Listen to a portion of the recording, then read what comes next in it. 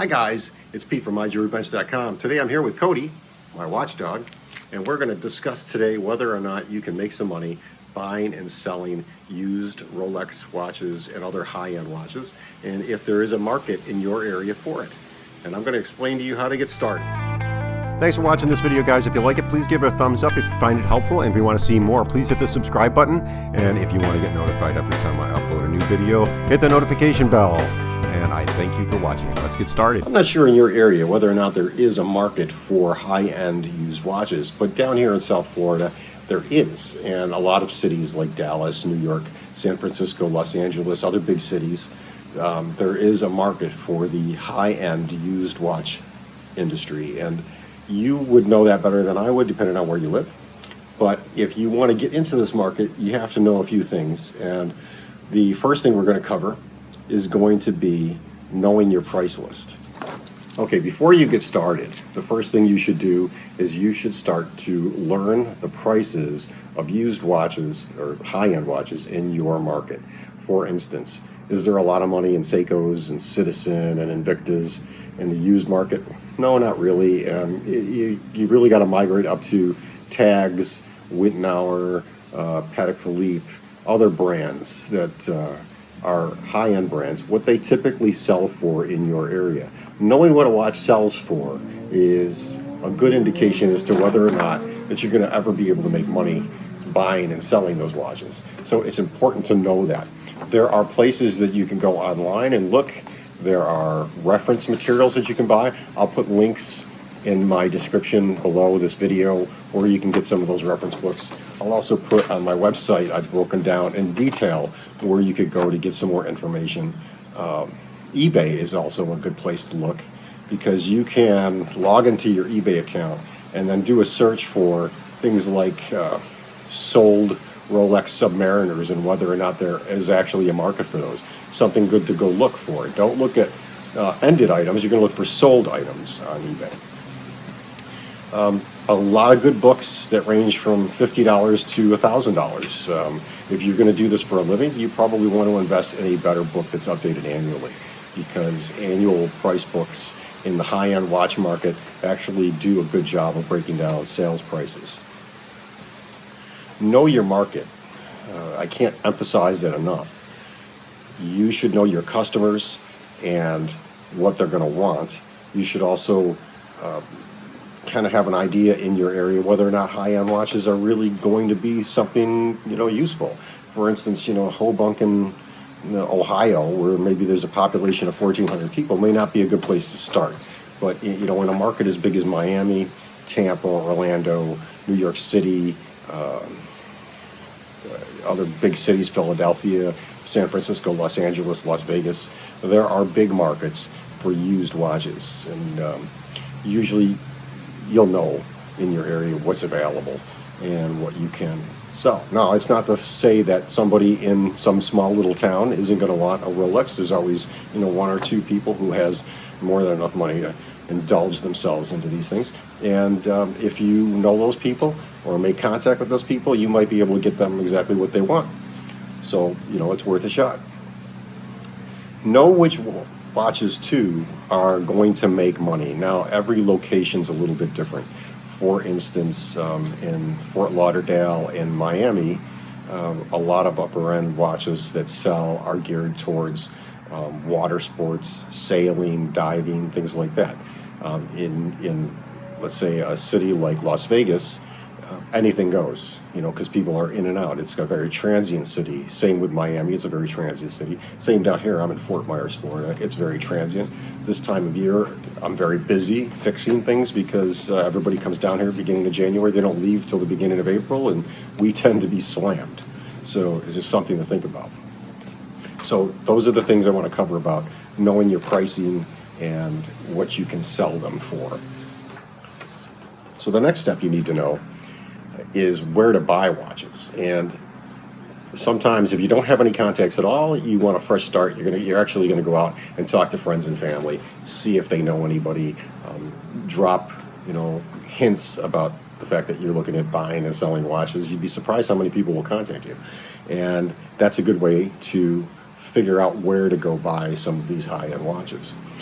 If you're in a city that has a lot of pawn shops, Florida is notorious for, Miami's notorious for pawn shops. Most cities in Florida, Las Vegas, Los Angeles, San Francisco. You have another option where you can go into these pawn shops where people, they run out of money, so they sell their Rolexes. First thing that usually goes is the cars and the Rolexes. So you can kind of make contact with those people and see if you can get your hands on some used watches that way. Another good place to start is by joining the National Watch and Clock Collectors Association of America, where you can meet up with groups on a monthly basis, sometimes on a quarterly or semi-annual basis, depends on where you are. And you can, a lot of times these groups will get together and they'll have like little trades. They'll might rent a hotel conference room, and you go there, everybody brings stuff to sell and buy, and they go there with money, and that's a good way to get your hands on some of these watches. You have to be careful when you're buying from some of these trade shows, because there are unfortunately a lot of unscrupulous people who will bring watches they know don't work, and they will try to pawn them off for a very good reasonable price. So be conscious of that. In addition to that, as I mentioned before, with pawn shops, most pawn shops do not repair their own watches. They'll send them out. Hence, I know, because I am a wholesale jewelry and repair shop, or watch and jewelry shop. So I do a lot of service for these people. There are places that won't spend the money. If they want to flip the watch, they don't care what kind of condition it's in, and it may not work. May have some major problems, you don't know. So if you're going to buy from these people, make sure that you have the opportunity to bring it back for a full refund.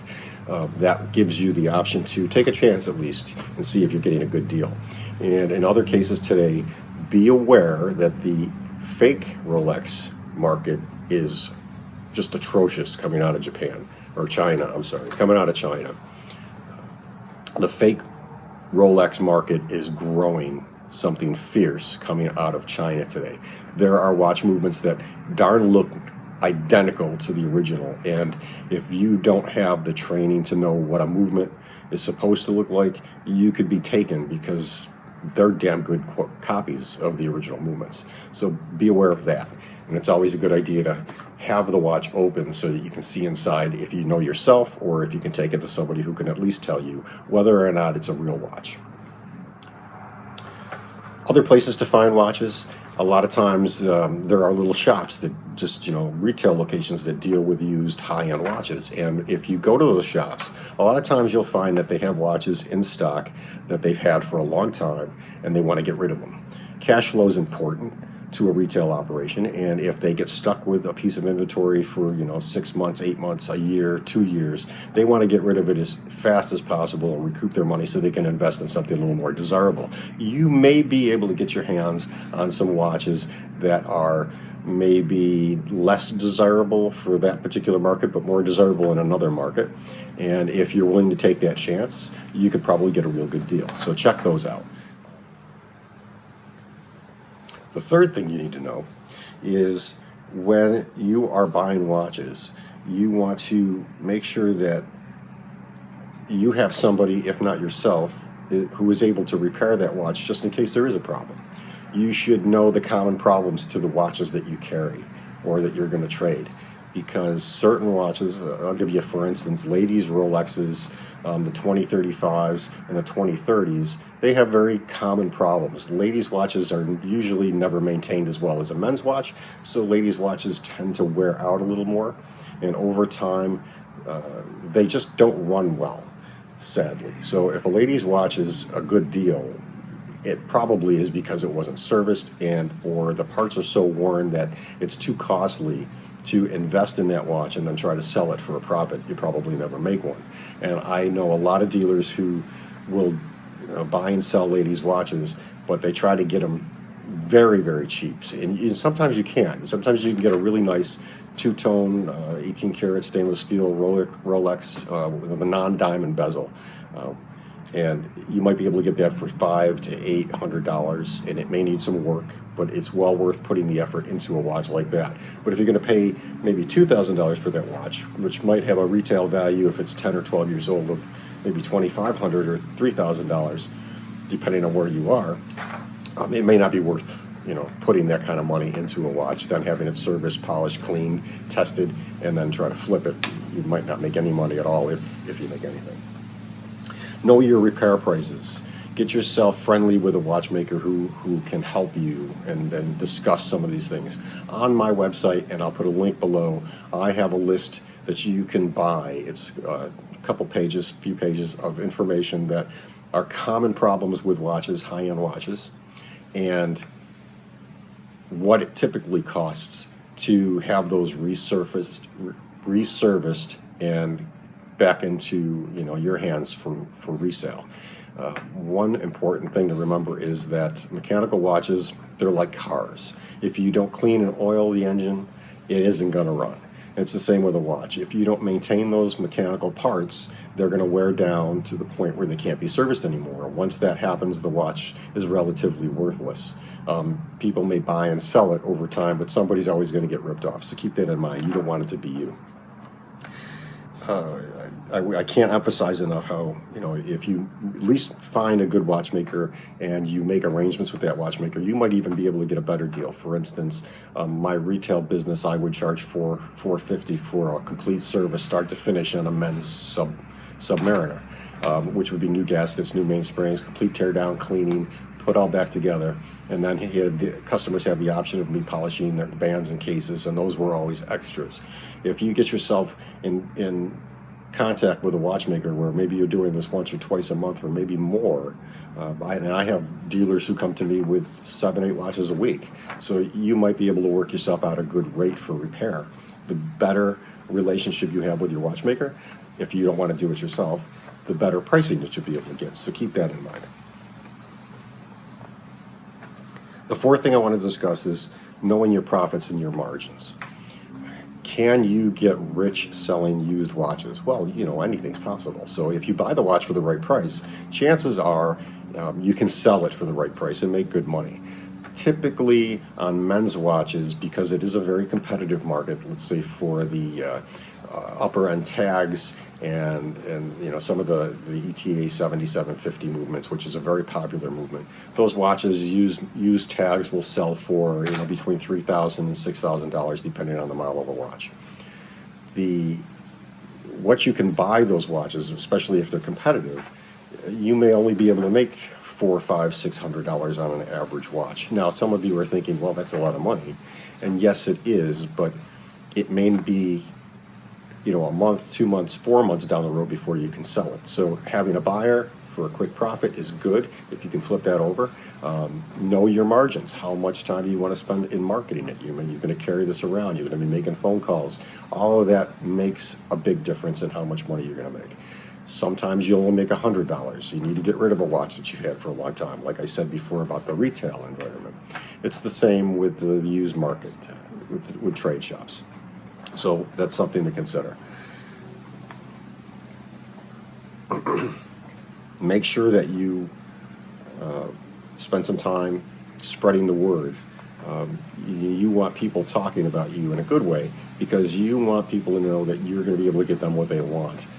If you can get people what they want on a regular basis, you can actually up your profit margin, and that helps because people know you're the guy to go to, and that makes a big difference to them if they know that you can get them what they want when they want it at a reasonable price for them, but still you're the guy, so you can kind of dictate your prices at that point. You can't really rip people off, but you can make a little bit higher margin on that. The fifth thing I want to discuss is accessories and aftermarket products for the high-end watch industry. Now, tags don't really have an accessories market, but Omega does. You can get replacement bezels and different style bezels for Omega watches. Definitely the Rolex market. The Rolex market is one of the most customizable markets that you have open to you, and that's what makes it one of the most desirable, because people can have a watch made just the way they want it, or they can get parts and accessories just the way they want it. So one of the things you should consider when you're buying watches, especially a men's watch, is does it have the papers? Does it have the box? Does it come with all the original paperwork that was with the watch when it was new? If so, the value greatly goes up. If it's missing the box, the paperwork, and all that other things, depending on how much of that it's missing, the value will drop to a bottom end of the market. So keep that in mind. And one of the things, like I said, you need to know pricing. And again, I'm going to refer you to clubs and other institutions that have meetings as well as eBay, because that's a good indication of what things are going to sell for with and without the proper paperwork and boxes. You can get aftermarket boxes.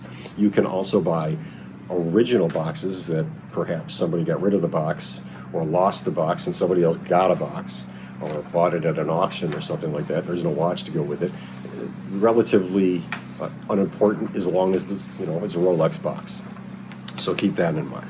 The paperwork is, that's once it's lost, and 9 times out of 10, sadly, people don't keep the paperwork. Mostly with ladies' watches. Men are typical keepers of stuff like that because they are collectors. It's men's jewelry, remember, and they take better care of it.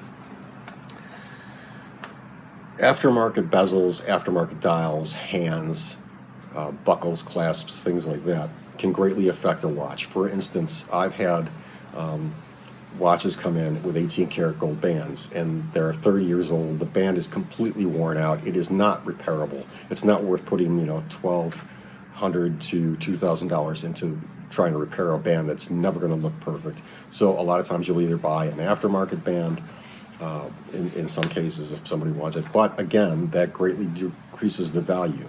Aftermarket parts destroy the value of a watch. Now, not for everyone. So know, again, your customer, because some customers want that aftermarket part. A lady may want a 2 or 3 carat diamond bezel on her watch. Men may want a 2 or 3 carat or a 5 carat diamond bezel on their watch. Both men and women sometimes want diamond dials, and those typically do not come from Rolex. So if you're going to buy a dial like that, you're getting it off the aftermarket, and you really need to know your aftermarket pricing, what you can buy it for and what you can sell it for, and whether or not it's going to add value to a watch. Now, if a customer comes to you and says, I've got this watch, it's all standard, and I want you to get me an aftermarket bezel, and it's got to be 5 carats, and it's got to fit, that's not a problem. They want that. I would always tell them, keep the original bezel with your paperwork in your box or someplace safe, because that bezel will increase the value of that watch when you go to sell it. If you have aftermarket parts and no original parts, you could buy that watch cheaper, and so could I on the street if I wanted to go. One of the issues with aftermarket parts that you need to know is that aftermarket dials especially, and mostly with the ladies' watches, will typically cause problems inside the watch between the top of the diamonds on the dial and the bottom of the crystal, because there may not be enough room for the hands to move freely. And a lot of times I get watches in where somebody's put an aftermarket dial on it, and the hands kind of sweep around and they'll hit one of those dials because they're not perfectly even. So the dial may have an elevated diamond location, and the hand will stop the watch from working, in which case I have to disassemble the watch, rework the dial, clean it, put it back, and hope that no other damage happens to that watch so that we can just move forward and make the customer happy. In some cases, I've actually had to tell my customer that they needed a new dial, or other modifications to their watch to get it to work, and do they really want to do that to a watch of that value? So that's something you need to know about. Sometimes aftermarket parts cause a lot of problems with watches. And for watchmakers like me and other watchmakers, they're going to tell you that's most of their cosmetic work.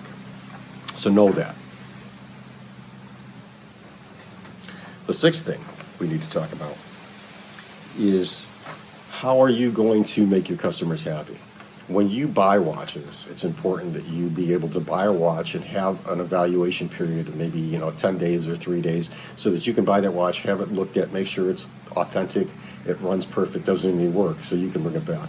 Well, as a seller, you also want to offer that to your customer. I have a dealer here in Fort Myers who offers a 1-year warranty. That dealer is pretty picky with me. She demands that I give her a 1-year warranty on my work. So now warranties cost money. That's how I look at it. So I actually add a little bit of extra to my workload for her to cover any extra warranty issues that I may have with a watch. You can't always determine that a problem with a watch is going to crop up because of a wear that is unseen or unknown, or if I service a watch completely. If there are parts on the watch that are just, it's a 35-year-old Rolex, it may have other issues that may not happen at the time of service, but may crop up in the next 6 months. So these are things you need to know about. Customers like warranties.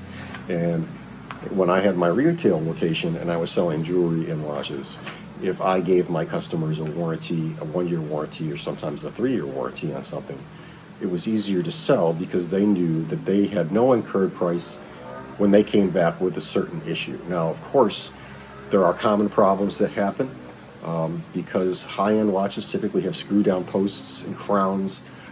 If a customer goes swimming and forgets to screw in the crown and will get water damage in there, well, a watchmaker knows that. We can see the water damage in a watch. It happens almost instantly where rust begins to create a really bad effect on the inside of the movement. So if a customer comes to me and says, my watch is all full of water, well, the first thing I'm going to say is I don't cover that if you didn't screw down the crown, and there's no way I could know whether or not you screwed it down. I do test for water intrusion. I think every good watchmaker should, and if they don't, shame on them. You should always test the watch to at least 3 atmospheres just to make sure that there's no incursion of water. And you can do that, a watchmaker can do that by removing the movement, screwing in the crown, putting the watch back together with new gaskets and seals, and then not having to worry about any damage happening to that watch. So that's my way of doing it.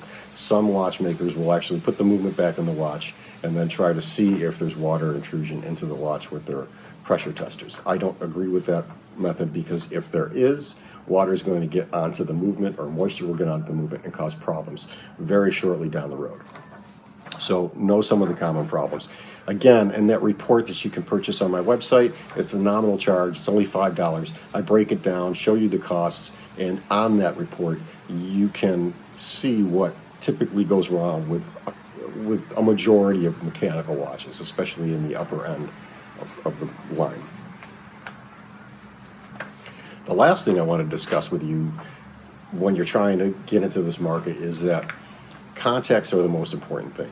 You should try to get to know as many people in this industry as possible, and they will benefit you in some way down the road. Be kind, be courteous, don't annoy them. If you feel as though they're getting to be annoyed by you, just back off a little bit, because it takes time to build these relationships. It's not something that's going to happen overnight. You have buyers out there who are worth millions, tens of millions. They may not want to be bothered by you. They may only want to contact you when they're ready to contact you. So don't make a pain in the ass of yourself. It's kind of important. Keep the contact, but don't overextend yourself.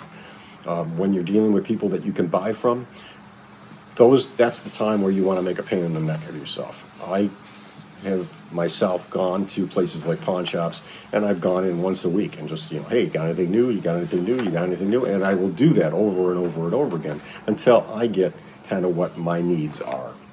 So that's a good way to buy. It's definitely not a good way to sell. So just keep that in mind. Listen to your customers. They will tell you what they want. Mr. Smith may be looking for a ladies president with a diamond bezel and a diamond dial, and he may come to you and say, can you get me this? And you have to listen to the customer, exactly what they want. Is it a gold president? Is it a white gold president? Is it a two-tone, maybe date just that he's looking for? Things like that. Listen to your customer. Do they want a specific Submariner? The popular one last year was the Hulk. It seems down here that the Hulk has kind of fizzled away. I'm not sure if because the market, peaked last October when everybody thought they could make a fortune on them, and now nobody wants it. But it may not be the same in your area. Other watches, like the blue dial, blue bezel Submariner, the two-tone with the 18-karat gold center and the band of stainless steel, that is still my most asked about movement and watch, and that's a great watch. It's easy to service. I love that model. The Submariners are just phenomenal watches to work on. It's just, that's typically what everybody wants because it's one of the most popular. Some of the least, well, I don't say least popular, but less popular models down here are the Yacht Masters. They don't seem to go, for much. because there aren't as many people looking for those. So you usually can get a deal on those. So maybe down here in Fort Lauderdale, you buy a Yachtmaster and you sell it in San Francisco for $1,000 profit. That's something to think about. Keep that in mind. And I'm not going to tell you what you can make and what you can't make or what you could lose. You're going to know what you're going to make and lose dealing with your own customers. Everybody has their own market. Everybody deals with specific people. So just be kind and courteous to the buyers and the sellers, because you want to keep those contacts to the point where they will call you. Like, I have people now who call me and say, hey, I know you were looking for a model like this. Do you have a need for it? And I get first dibs now. So that's kind of something that you want to look for. Once you have those relationships, they never go away, and you can build off of them and expand on that. So, always remember that, because I've called these people back.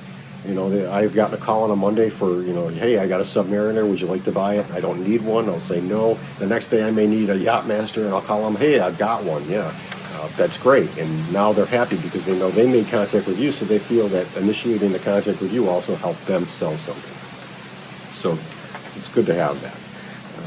It's good to keep, if you're not fixing watches yourself, doing the service yourself, make sure your watchmaker's a happy guy, because, a lot of times you're going to want to flip a watch quick. You may find that a customer calls you on a Monday and he says, I need it for a birthday on Saturday, and if it needs service or you want to have it checked, you don't want to piss off your watchmaker, because he's the guy who's going to make sure that watch works, unless you know it's been recently repaired. I'm going to leave you with this, and then you can go on your own to grow your business on your own. But one of the things that I've noticed over time is something that you should be aware of. A lot of times people will sell a watch and say that they've had it serviced by Rolex. And I've opened up a lot of those watches and discovered that those watches were never even serviced. So keep that in mind. Everybody's going to try to screw you over. It's just the nature of this business. The bigger the city you're in, the more pawn shops there are, people are going to try to pull one over on you. So always keep that in mind. They're going to lie when they try to sell you, the latest and greatest, it's perfect working condition, and I've got all the documentations, I just can't find them. So just remember that. I'm going to leave you with that, guys. Happy watch hunting, and I hope this works out for you if you decide to get into this business. But, just be aware. It's a competitive market, and it's not something that you're going to make a killing on right away. You're going to have to work it. I hope you enjoy this. Take care. If you like this video, give it a thumbs up. If you're not a subscriber, consider subscribing, because I upload stuff on 3D printing, jewelry repair, jewelry design, and watch repair. So I like doing this stuff, and I could use the subscribers anytime I can get them. And all of you have helped my channel grow. Thanks a lot, guys. Take care.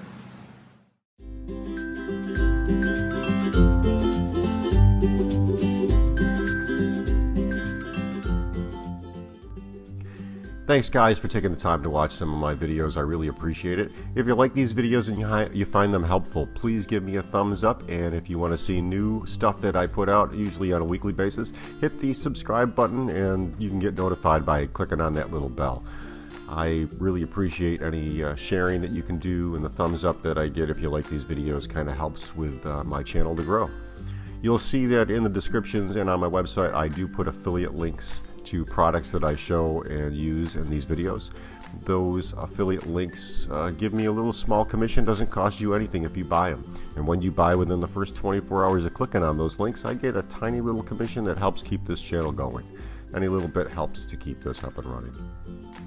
Again, thanks for taking the time to watch it. If you liked it, hit that thumbs up and share on social media. Take care, guys. Happy watchmaking and jewelry making.